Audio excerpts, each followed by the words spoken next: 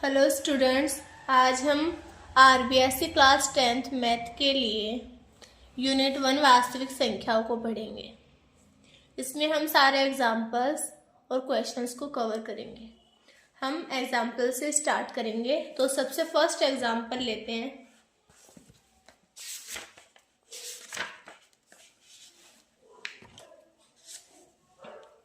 संख्याओं 4 की power n पर विचार कीजिए जहां n एक प्राकृत संख्या है। जांच कीजिए कि क्या n का कोई ऐसा मान है जिसके लिए 4 की पावर n अंक शून्य पर समाप्त होता है। यानी 4 की पावर n का ऐसा कौन सा मान है जिसके लिए इसका आंसर शून्य पर समाप्त हो। इसको समझने के लिए 4 की पावर n, इसका ऐसा मान आना चाहिए जिसके लास्ट में क्या है, 0। इसका मतलब 4 की पावर n का मान कुछ भी आ सकता है, जैसे 110, 120, 130। लास्ट में क्या आना चाहिए, 0 आना चाहिए।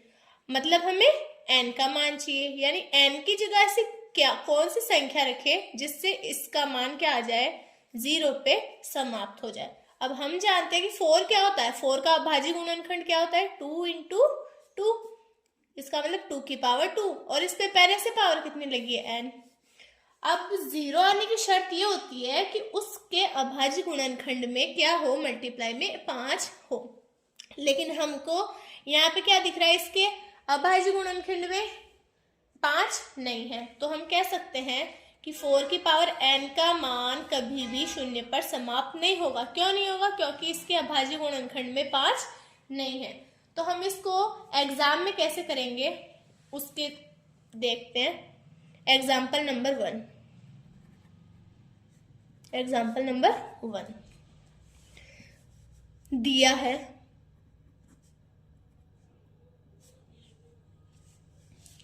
4 की पावर n, जहां n क्या है, एक प्राकृत संख्या। ये हमें दिया हुआ है। इसने बोला है कि 4 की पावर n के लिए n का ऐसा कौन सा मान रखे जिससे 4 की पावर n का मान शून्य पर समाप्त हो जाए। अब चूंकि हम जानते हैं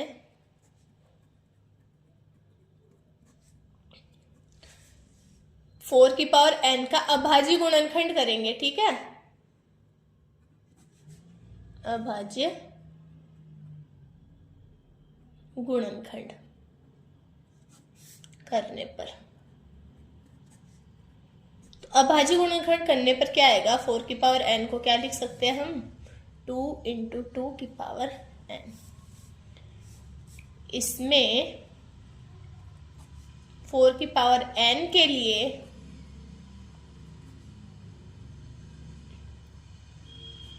अभाज्य गुणनखंड में 5 की अनुपस्थिति के कारण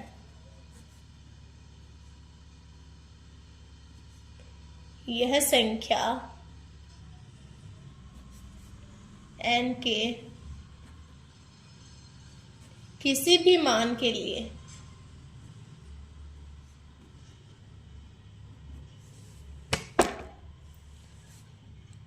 शून्य पर समाप्त नहीं होगी।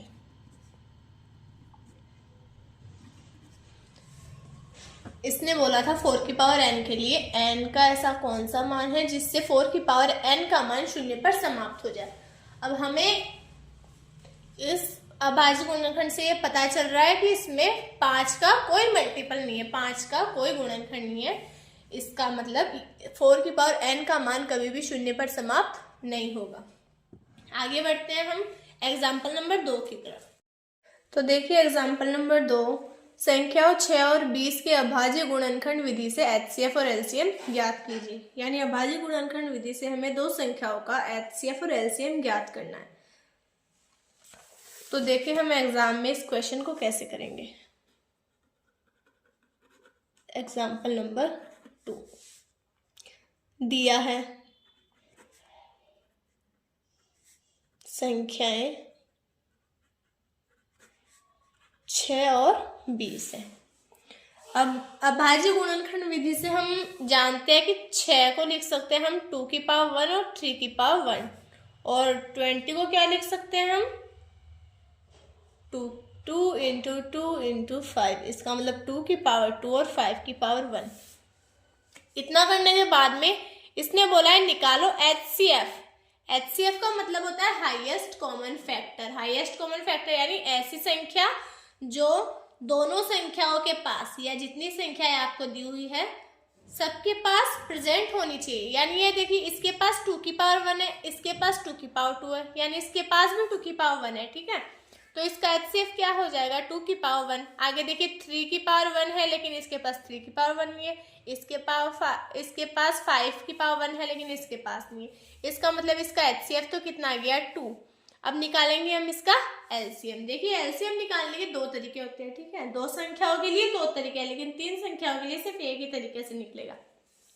LCM निकालेंगे इसका, तो देखिए HCF यानी कि 2 की पावर 2,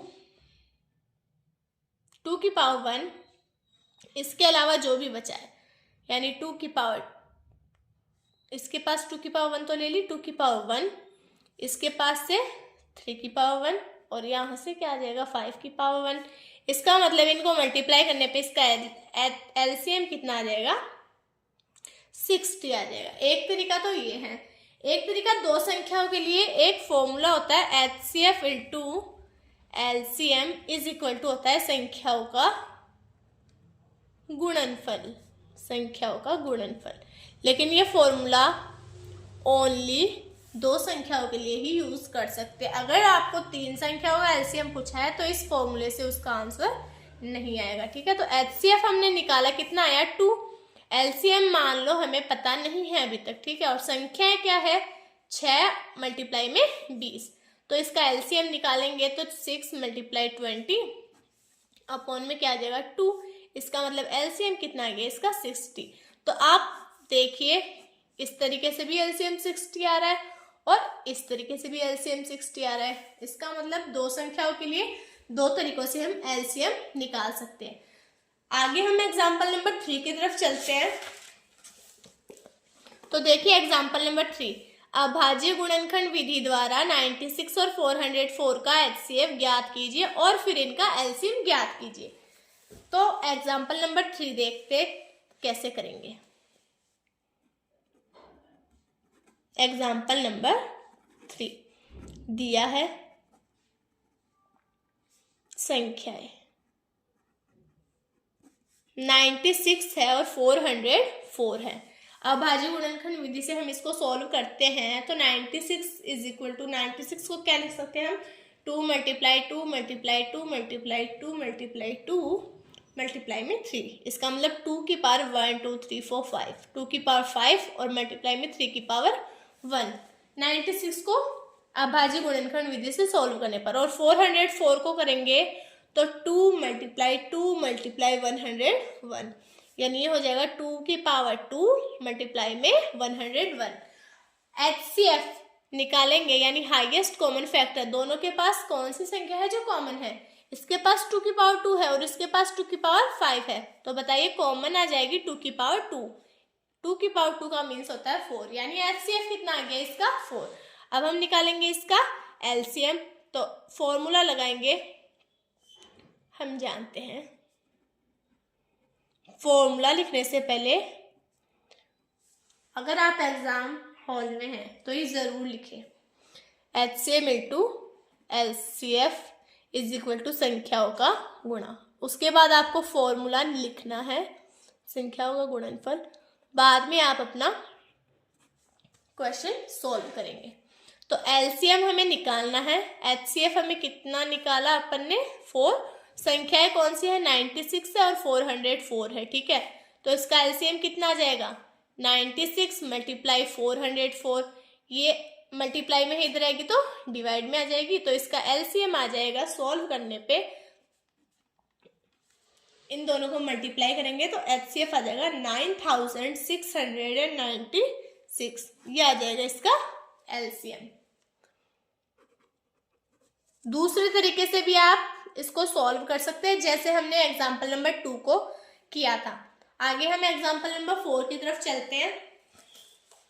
तो देखिए एग्जाम्पल नंबर 4 है, संख्या 6, 72 और 120 का अभाज्य गुणनखंड विधि द्वारा HCF और LCM ज्ञात कीजिए। अब हमें इसने 3 संख्याओं का HCF और LCM पूछा है, ठीक है। तो फॉर्मूला वो वाला लगेगा नहीं, क्योंकि अभी मैंने बताया था आपको कि formula HCF into LCM is equal to संख्याओं का गुणनफल ओनली फॉर 2 संख्याओं के लिए ही लगेगा। तो अब हम इसको देखिए कैसे सॉल्व करते हैं और आपको एग्जाम में इसको कैसे करना है। Example number 4।